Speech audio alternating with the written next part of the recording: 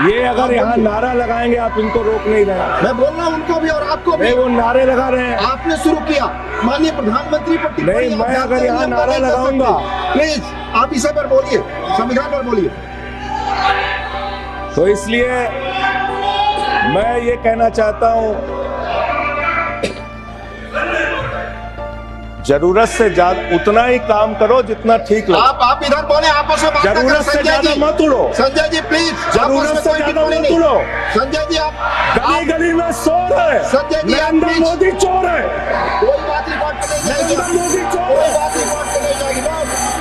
Please Delhi में please jail 3 घंटे ED CBI दे दो, सबको भेज दूंगा। जेल 3 घंटे ईडी सीबीआई दे दो, सबको भेज दूंगा।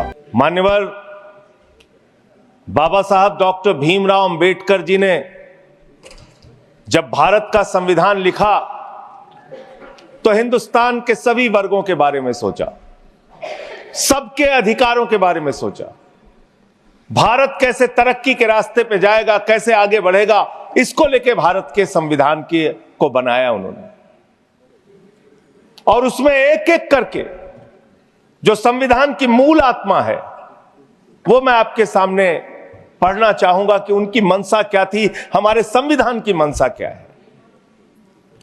संप्रभु राष्ट्र यानी ऐसा देश जो किसी दूसरे देश के प्रभाव प्रभुता से मुक्त है, अपने सभी निर्णय लेने के लिए पूर्णतः स्वतंत्र है और उस पर किसी बाहरी शक्ति का कोई प्रभाव नहीं होगा।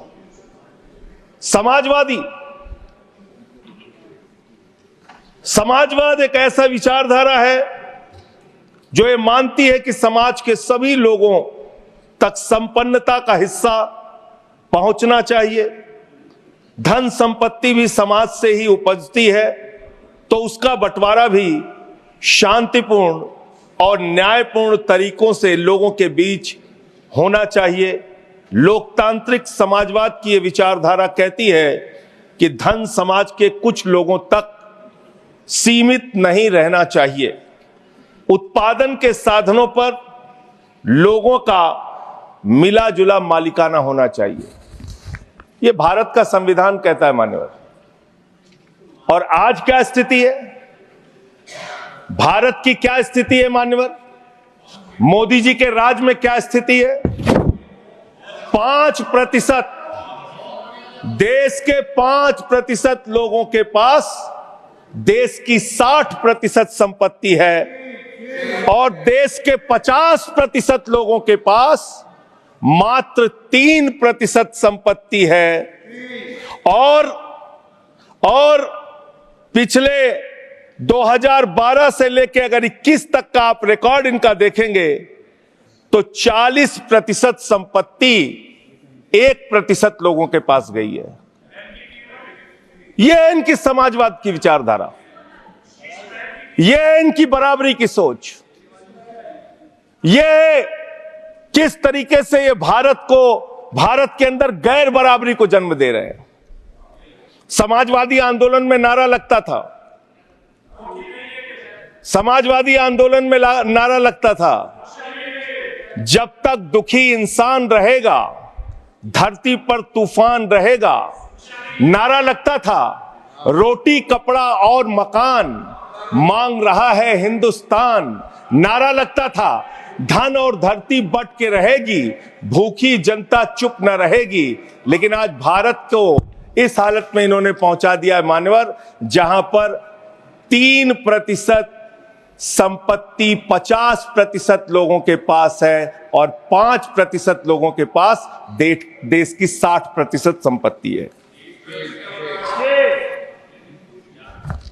इसके आगे हमारा संविधान कहता है सेकुलरिज्म की बात, धर्मनिरपेक्षता, जिसका खुलेआम आप विरोध कर रहे हैं। ये एक ऐसी सरकार है, हमारे प्रधानमंत्री जी भारत के संविधान पे शपथ लेकर देश के प्रधानमंत्री बने। यहां पे बैठे हुए सांसद संविधान की शपथ लेते हैं, मंत्री संविधान की शपथ लेते हैं, लेकिन संविधान में लिखी हुई बातों को नहीं मानते। धर्मनिरपेक्षता से इनको मतलब नहीं है। हमको अगर दर्शन करना होता है मान्यवर, तो हम काशी जाते हैं, महाकाल का दर्शन करने उज्जैन जाते हैं, प्रभु श्री राम का दर्शन करने अयोध्या जाते हैं। लेकिन भाजपाइयों को जब दर्शन करना होता है तो ये मस्जिद में भगवान का दर्शन करने जाते हैं, मस्जिद में भगवान का दर्शन करने जाते हैं, मस्जिद में मंदिर खोज रहे हैं पूरे देश के अंदर। तो इसलिए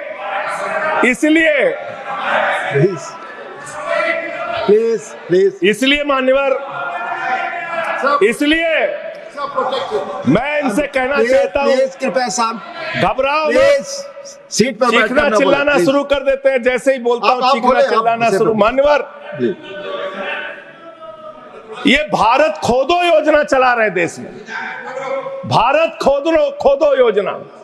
अरे मैं कहता हूं अगर इतना ही खोदना है, कल को कोई आके दावा करेगा संसद को खोद दो, कम से कम प्रधानमंत्री की डिग्री मिल जाएगी, उसका तो पता चल जाएगा कहां है। संसद खोद दो। ये भारत खोदो योजना बंद करो, इससे देश का विकास होने वाला नहीं है। आपने शिक्षा में क्या हालत की देश की?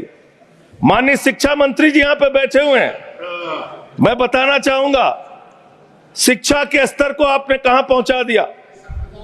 11 लाख, अरे क्या क्या यहां बोला गया, मैंने खूब सुना है, आप ही लोगों से सीखा है। 11 लाख बच्चों को सरकारी स्कूल से दूर किया गया, 11 लाख बच्चों को।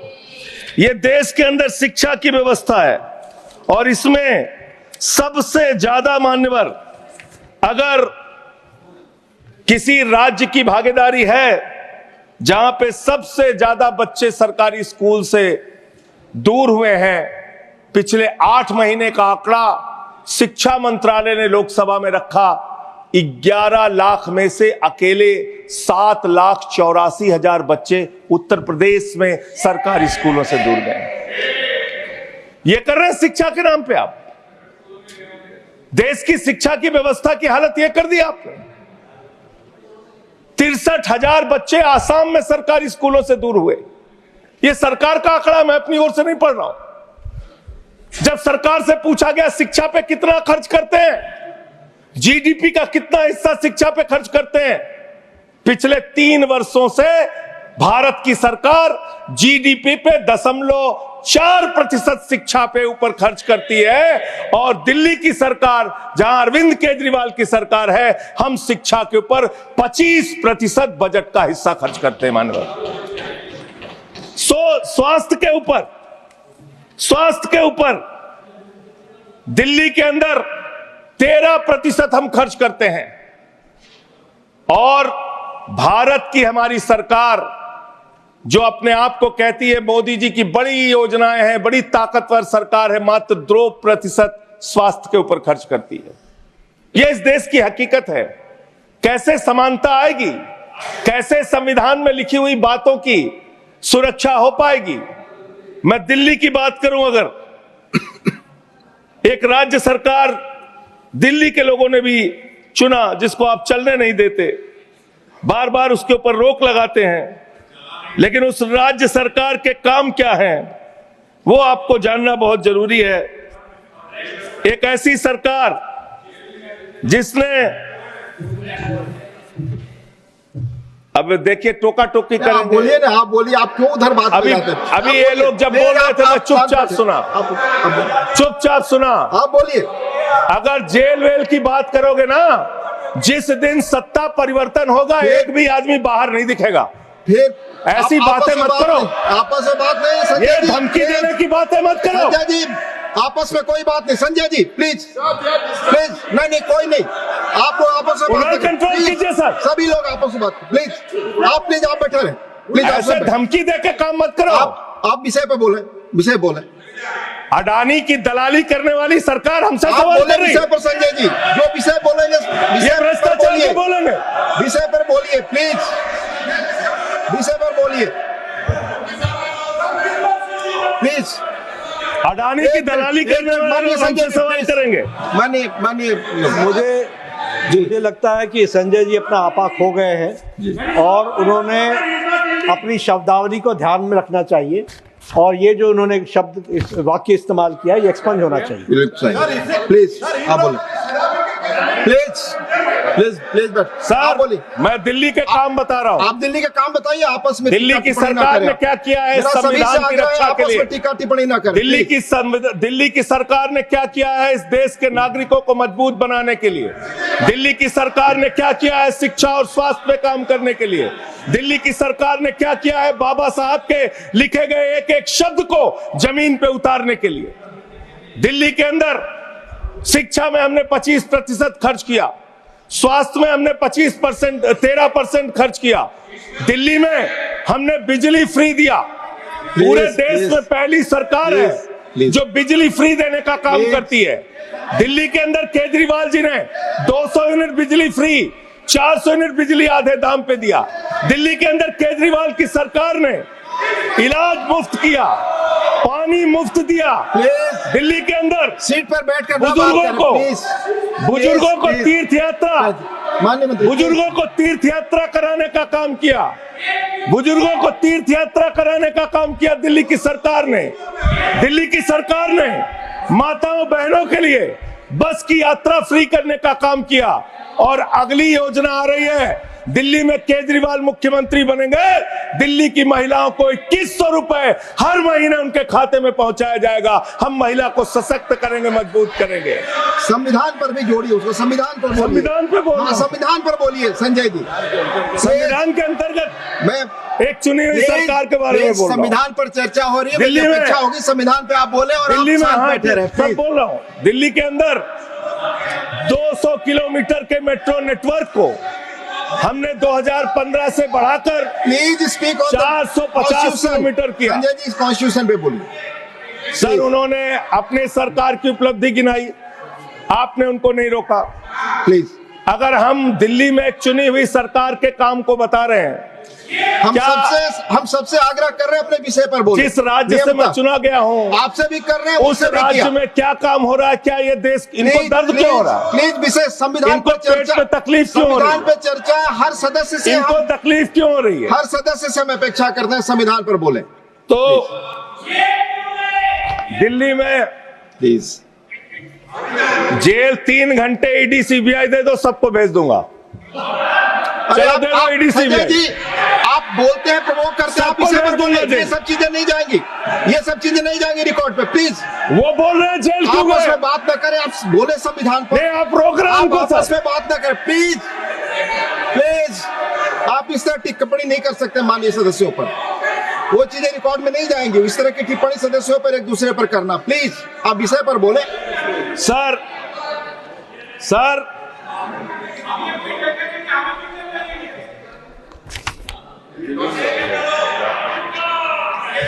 3 सर आप ही का चेहरा दिख रहा है सर। नहीं मेरा चेहरा नहीं, चेहरा आपका दिख रहा, आप बोलिए तो सर आप बोलिए। ये लोग भ्रष्टाचार के खिलाफ जब बोलते हैं, भ्रष्टाचार के खिलाफ जब बोलते हैं भाजपा के लोग, तो लगता है ओसामा बिन लादेन अहिंसा पे उपदेश दे रहा है। ये भ्रष्टाचार के खिलाफ बोलेंगे। 3,02,000 करोड़ रुपए का ठेका इन लोगों ने इलेक्टोरल बॉन्ड के नाम पे लिया सर। 3,02,000 करोड़ रुपए का ठेका इन लोगों ने इलेक्टोरल बॉन्ड के नाम पे बोलिए दिया है। विषय पर प्लीज सर, विषय पर बोलिए सर। जो आप मालूम है कि विषय पर बोले, गाय काटने वाली कंपनी से चंदा लेने वाले लोग मेरे ऊपर सवाल उठा रहे हैं। आपस में बात नहीं, गाय काटने वाली कंपनी से चंदा लेने वाले लोग, प्लीज ये मंत्री का चुनाव है। आप विषय पर बोले संजय सर। देश के अंदर एक चुनी हुई सरकार है, संविधान के तहत वो सरकार चुनी हुई है, संघीय ढांचे का जिक्र उस संविधान के अंदर किया गया है, उसको आप क्यों नहीं मानते? दिल्ली की सरकार को क्यों नहीं चलने देते? हमारे सारे काम पे रोक क्यों लगाते हैं आप? आपने सबसे बेहतरीन देश की काम करने वाली सरकार, एक ऐसी सरकार, जब अमेरिका के राष्ट्रपति की पत्नी हिंदुस्तान आई तो मोदी जी ने पूरे देश का हवाला दिया, गुजरात का स्कूल देख लो, मध्य प्रदेश का देख लो, उत्तर प्रदेश का देख लो, हरियाणा का देख लो। उसने कहा हमें केजरीवाल का स्कूल देखना है, मनीष सिसोदिया ने जो स्कूल बनाया है वो स्कूल देखना है। ये काम हमने किया। आज दिल्ली के स्कूल मॉडल की चर्चा पूरी दुनिया में हो रही है, अस्पताल के मॉडल की चर्चा पूरी दुनिया में हो रही है। ये मंत्री है सरकार के। बच्चों शांत हो जाओ, बच्चों हल्ला मत करो, बच्चों शांत, बच्चों हल्ला मत करो, बच्चों शांत। मान्यवर, ये हमारा टाइम खाने की कोशिश कर रहे हैं। दिल्ली के अंदर चुनाव होने जा रहा है। चुनाव भारत के संविधान का एक बड़ा पर्व माना जाता है। संविधान ने हमें ताकत दी, अपने हिसाब से विधायक चुनिए, अपने हिसाब से सांसद चुनिए, वही मंत्री बनता है, मुख्यमंत्री बनता है, प्रधानमंत्री बनता है। दिल्ली में चुनाव क्या हो रहा है? दिल्ली में कैसे चुनाव कर रहे हैं लोग? ये महाराष्ट्र और हरियाणा का प्रयोग, चुनाव घोटाले का प्रयोग दिल्ली में करना चाहते हैं। और वो कैसे करना चाहते हैं? कैसे करना चाहते हैं? ध्यान से सुनिएगा सर प्लीज। दिल्ली के अंदर ये चुनाव घोटाले की मैं रिपोर्ट लेके आया हूं। ये रिपोर्ट आज पूरे देश को पता होनी चाहिए। दिल्ली में जो चुनाव करा रहे हैं मान्यवर, ये घपले से जीतना चाहते हैं। शाहदरा में भारतीय जनता पार्टी के एक पदाधिकारी ने 11,008 वोट कटवाने की अर्जी दी।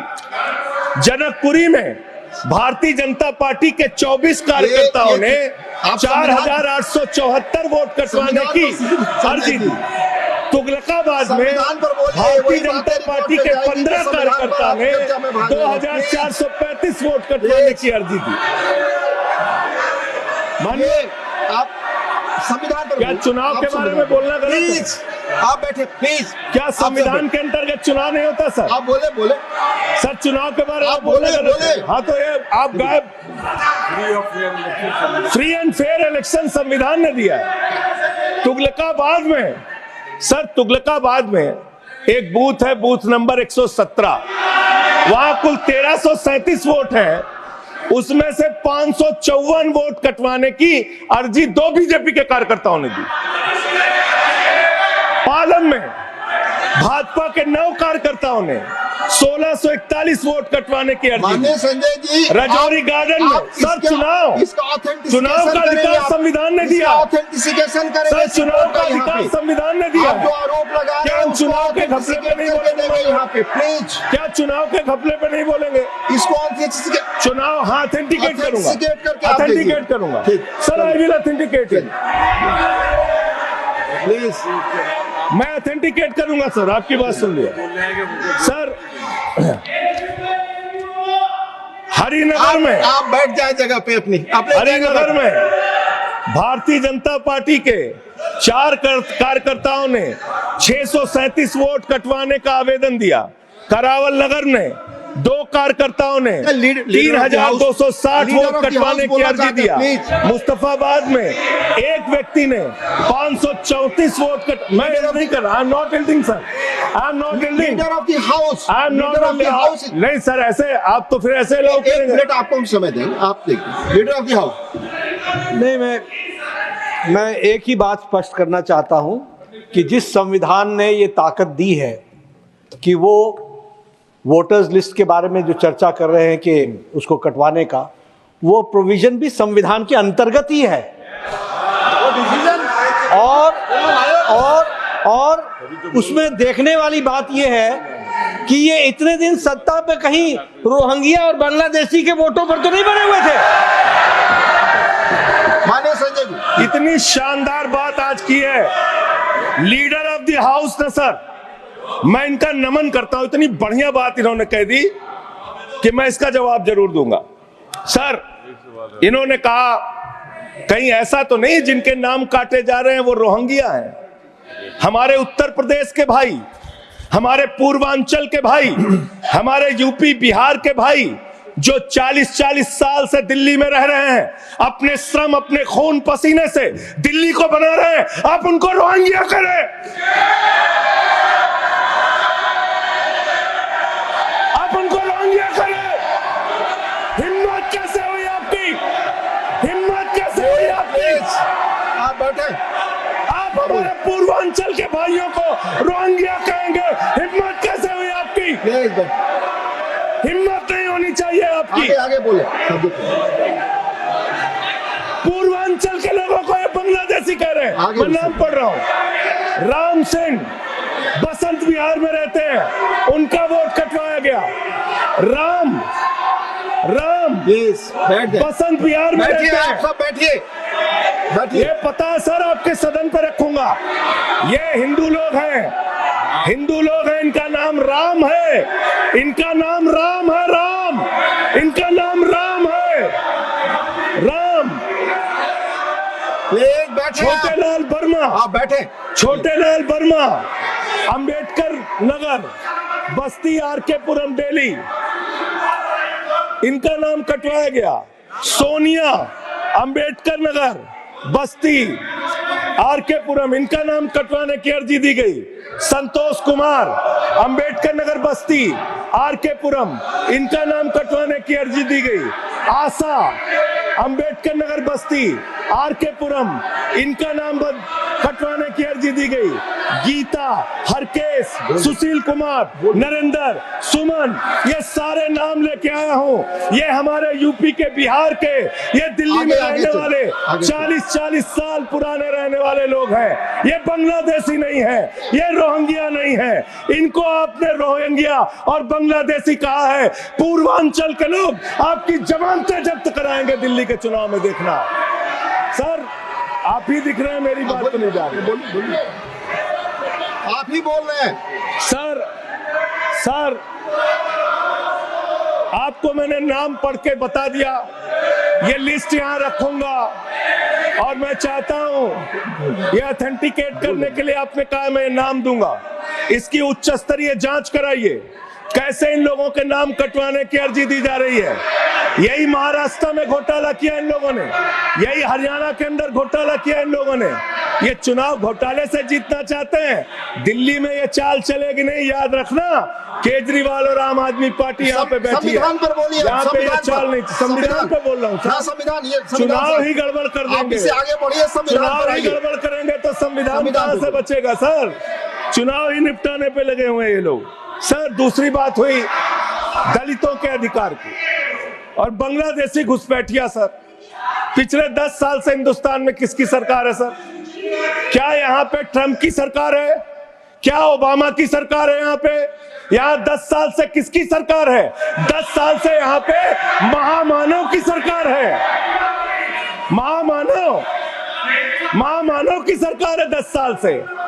मैं महामानव से पूछना चाहता हूं, नरेंद्र मोदी जी से पूछना चाहता हूं, अमित शाह जी से पूछना चाहता हूं, सीमा की सुरक्षा किसके जिम्मे है? अमित शाह के जिम्मे है। सीमा किससे लगती है बांग्लादेश की? त्रिपुरा से लगती है, आसाम से लगती है, बंगाल से लगती है। कोई बांग्लादेशी त्रिपुरा से, बंगाल से, आसाम से, झारखंड पार करके, यूपी पार करके, बिहार पार करके दिल्ली कैसे आ गया? आप लोग घास छील रहे थे क्या? आपकी सरकार घास छील रही थी क्या? कैसे आ गए भाई यहाँ पे बांग्लादेशी? और 10 साल में 10 बांग्लादेशी घुसपैठिया दिल्ली से भगाया हो तो उसका नाम बता दो, उसका नाम बता दो। 10 साल में 10 बांग्लादेशी घुसपैठिया दिल्ली से भगाया हो तो उसका नाम बताओ ना। राजनीति क्यों करते हो? नरेंद्र मोदी का दोस्त अडानी बांग्लादेश को बिजली सप्लाई करता है, आप बिजली सप्लाई करता है। प्रधानमंत्री पर आपने भारत की बिजली चोरी करके, भारत की बिजली चोरी करके बांग्लादेशियों का घर रोशन करते हो। संविधान पर बोलिए। हमें ज्ञान बता रहे हो, हमको ज्ञान बता रहे हो। हजारों करोड़ की बिजली चोरी करके झारखंड की बिजली। सर आप ही आ गए सर, मेरा तो नाम गायब हो जाता हूं मैं। सर झारखंड की बिजली चोरी करके, भारत की बिजली चोरी करके अडानी बांग्लादेश को पहुंचाता है। ये आरोप, ये आप ही सब्सटेट करेंगे इस आरोप इसको को? भी करेंगे। हाँ, करे आप। जितना आप बोलेंगे सब हाजिर कर देंगे साहब। आप इस सब्सटेट करेंगे जो इसलिए आरोप आप लगा रहे हैं। हाँ, एकदम करेंगे। ये दोहरी नीति नहीं चलेगी। आपके लड़के कतर के शेखों के साथ बिजनेस करेंगे, दुबई के शेखों के साथ बिजनेस करेंगे, यहाँ मुसलमानों के खिलाफ हिंसा की बात करोगे।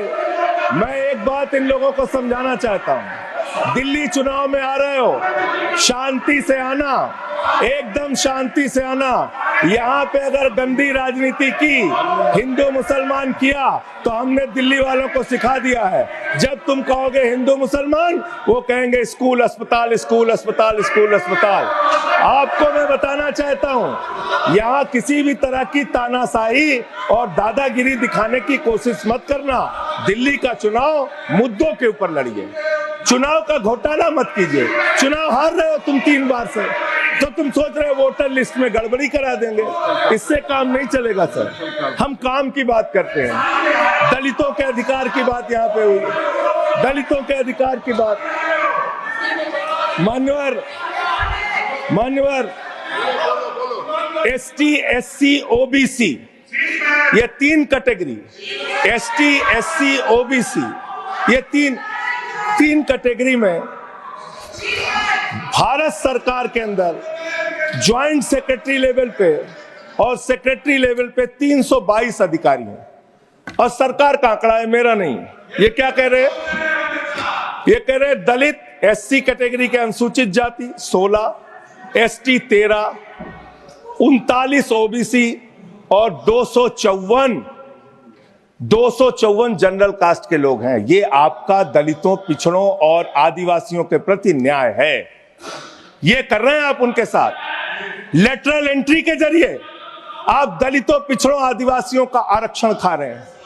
आप IAS की नौकरी में बहुत सारे बच्चे, 125 बच्चे हैं सर, जिनको इन्होंने क्रीमी लेयर के नाम पे IAS, PCS, IFS बनने से वंचित कर दिया।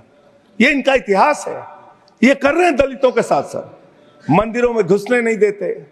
इनकी मानसिकता ये है, इनकी मानसिकता ये है। इन्होंने अयोध्या में मंदिर का शिलान्यास किया। उस समय हमारे प्रधानमंत्री गए, मुख्यमंत्री उत्तर प्रदेश के गए, राज्यपाल भी गई। उस समय के राष्ट्रपति रामनाथ कोविंद जी को नहीं बुलाया इन्होंने। मंदिर के उद्घाटन में इन्होंने श्रीमती द्रौपदी मुर्मू जी को नहीं बुलाया, क्योंकि वो दलित समाज से थे, ये आदिवासी समाज से हैं। आपकी मानसिकता ये है। 100 वर्ष हो गए RSS को, एक भी दलित, पिछड़ा और आदिवासी आज तक RSS का प्रमुख क्यों नहीं बना? इसका जवाब दो, इसका जवाब दो। आप नफरत करते हैं दलितों से, पिछड़ों से, आदिवासियों से। यह आपकी मानसिकता है। इसलिए आगे कॉन्स्टिट्यूशन पढ़ता हूं सर। आगे क्या लिखा हुआ है? आगे लिखा हुआ है डेमोक्रेटिक, लोकतांत्रिक भारत देश की जनता अपने प्रतिनिधि खुद चुनती है। वोट के माध्यम से सभी के वोटों का महत्व बराबर है। जनता के द्वारा जनता का प्रतिनिधि चुना जाता है। जनता के द्वारा जनता का प्रतिनिधि चुना जाता है। उसके बाद चुनने के बाद सरकार बनती है और आप लोग खरीद फरोख्त करके, संविधान को तार तार करके, लोकतंत्र का गला घोट के महाराष्ट्र में सरकार गिराते हो, कर्नाटक में सरकार गिराते हो, मध्य प्रदेश में सरकार गिराते हो, उत्तरांचल में सरकार गिराते हो, अरुणाचल में सरकार गिराते हो। पूरे देश में तोड़ फोड़ खरीद फरोख्त करके सरकारों को गिराने का काम करते हो। इसीलिए मैं कहता हूं, जब ये लोकतंत्र के बारे में बोलते हैं, संविधान के बारे में बोलते हैं, हम लोग यहाँ विपक्ष की तरफ से खड़े होते हैं, चीख रहे हैं, चिल्ला रहे हैं, सोच रहे हैं इनसे डर के चुपचाप बैठ जाएंगे। एक बात याद रखना, ये देश बाबा साहब के संविधान से चलेगा, किसी मोदी और अमित शाह के फरमान से नहीं चलेगा। याद रखना, इसको याद रखना। और ये जो बार बार तुम्हारा गठबंधन ईडी से है, ईडी से तुम्हारा गठबंधन, सीबीआई से है तुम्हारा गठबंधन, यहाँ इंडिया गठबंधन है, वहां ईडी गठबंधन है, ईडी गठबंधन है, ईडी गठबंधन। मान्यवर भ्रष्टाचार की बात मैं करूंगा। भारत के प्रधानमंत्री जिन्होंने देश के बड़े बड़े फैशन डिजाइनरों को भी फेल कर दिया, इतना सज के चलते हैं, इतना सज के चलते हैं सर। प्रधानमंत्री इटली का चश्मा, आप जानते हैं, इटली आप की नहीं- घड़ी, आप ये सब चीजें नहीं जानते। यहाँ हमारे नेता पे टिप्पणी हो रही है, आप नहीं बोल रहे हैं। आप नहीं बोल सकते। हमारे नेता पे टिप्पणी हो रही है, आप नहीं बोल रहे माननीय हैं। प्रधानमंत्री पर आप टिप्पणी नहीं कर आप सकते। हमारे नेता पे संवैधानिक नियम केजरीवाल पे समझे। टिप्पणी हो रही है, आप नहीं बोल रहे हैं। आप please speak on the subject. हमारा टाइम बचा है सर, हाँ तो आप बोले, सब्जेक्ट पर बोले। सब्जेक्ट पे बोल रहे हैं। हाँ, ये टिप्पणियां नहीं जाएंगी आपकी रिकॉर्ड पे। सर बच्चों शांत हो जाओ, बच्चों शांत हो जाओ, आप स्पीक, बच्चों शांत, प्लीज स्पीक। बच्चों शांत हो जाओ बच्चों। मानवर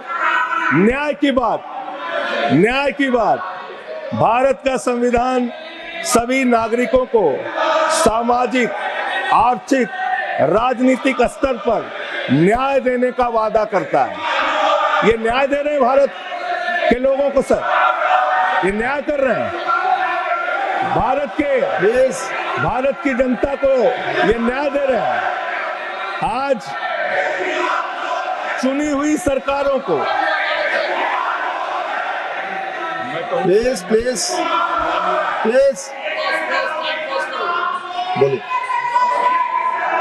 बोलिए अपने विषय में बोलिए। सर ये अगर यहाँ नारा लगाएंगे, आप इनको रोक नहीं रहे हैं। मैं बोल रहा हूँ उनको भी और आपको भी। नहीं, वो नारे लगा रहे हैं। आपने शुरू किया, माननीय प्रधानमंत्री पर टिप्पणी नहीं, आप मैं जानते अगर हैं, यहाँ आप नारा नहीं कर सकते। लगाऊंगा। प्लीज आप इसे पर बोलिए, संविधान पर बोलिए। तो इसलिए मैं ये कहना चाहता हूं, जरूरत से ज्यादा उतना ही काम करो जितना ठीक लगे। आप इधर बोले, आपस में बात ना जरूरत करें। से संजय ज्यादा जी, मत उड़ो। संजय जी प्लीज, जरूरत से ज्यादा मत उड़ो। संजय जी आप गली गली में शोर है, संजय जी, आप नरेंद्र प्लीज- मोदी चोर है, कोई बात रिकॉर्ड पे नहीं जाएगी। नरेंद्र मोदी चोर कोई है। बात रिकॉर्ड पे नहीं जाएगी। No, not go please, it will not go on the record. नहीं, please go back to your seats. नहीं, आप ये गलत, नहीं सर, आप दुरुपयोग कर रहे हैं समय का। यहाँ कैसे आप केजरीवाल दुरुपयोग को कर रहे हैं, बोल रहे प्लीज। केजरीवाल को कैसे बोल रहे आप सब पीछे जाए। आप प्लीज, आप पीछे जाइए। प्लीज नागर जी, प्लीज आप पीछे जाइए। आप पीछे पर बोलिए। इनको चुप कराइए सर। आपने जो भी प्रधानमंत्री जी पर टिप्पणी की है और जो भी नारे उनके खिलाफ लगाए, रिकॉर्ड ये पे भी नहीं जाएगा। बोलिए कि मुख्यमंत्री पर जो टिप्पणी की है आप वो भी बोलिए, जाएगा, आप बोलिए। वो भी हट आप जाएगा। पहले बोले, वो भी हट जाएगा। आपका समय खत्म होगा, मैं खत्म करूंगा। प्लीज मान्यवर, पिछले दिल्ली के अंदर कानून व्यवस्था की क्या हालत है? कल हमने महिला अदालत किया दिल्ली में। देश की राजधानी दिल्ली आज अपराधों से सहमी हुई है, परेशान है। क्या हालत है सर? 2019 से महिलाओं के खिलाफ अपराध में दिल्ली में 41% वृद्धि हुई है। 14,000 महिलाओं के खिलाफ अपराध, हिंसा का अपराध, बलात्कार का अपराध 1 साल के अंदर हुआ है। हर दिन दिल्ली के अंदर 3 से 4 रेप की घटनाएं हो रही हैं और 2019 से 3500 रेप की घटनाएं हुई और प्रतिदिन दिल्ली में 5 से 6 महिलाओं को असॉल्ट किया जाता है। ये आंकड़े हैं सर। 11 महिलाएं और बच्चियां प्रतिदिन किडनैपिंग का शिकार होती है दिल्ली में। ये दिल्ली की हकीकत है। देश की राजधानी में 33% रेप की घटनाओं में और 41% किडनैपिंग की घटनाओं में देश के 19 शहरों के मुकाबले वृद्धि हुई है। दिल्ली के अंदर आप ये कोर्ट है, सारे रिकॉर्ड रख दीजिएगा यहाँ। हाँ रख दूंगा। ये कोर्ट, कोर्ट पे दिल्ली के कोर्ट में सर, आपको जान के हैरानी होगी, देश की राजधानी है दिल्ली, दिल्ली के कोर्ट में हत्या की घटना हुई, जज के सामने हत्या सर, जज के सामने हत्या की घटना हुई। आप बताइए, प्लीज ये नारे दिल्ली न में लगाए, रिकॉर्ड पे नहीं जाएगा आपके नारे, प्लीज कृपया नारे न लगाएं आप, please.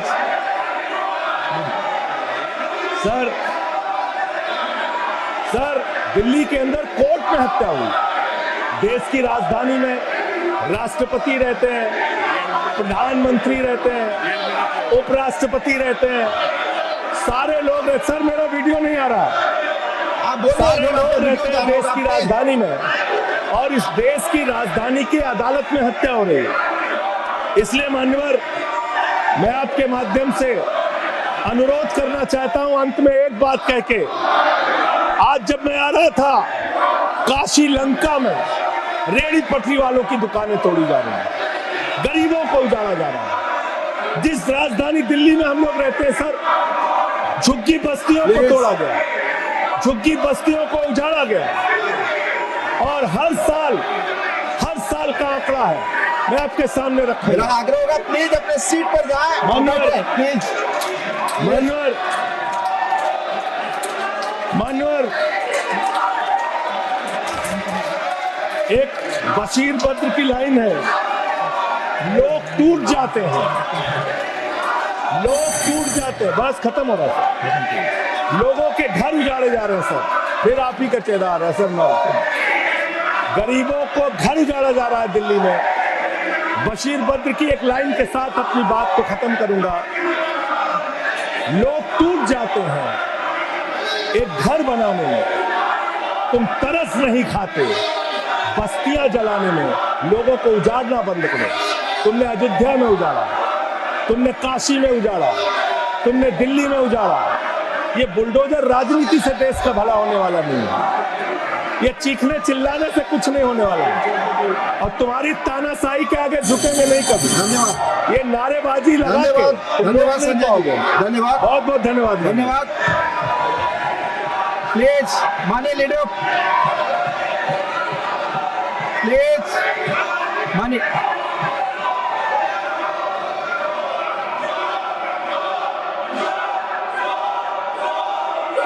Leader of house, please no, please. आप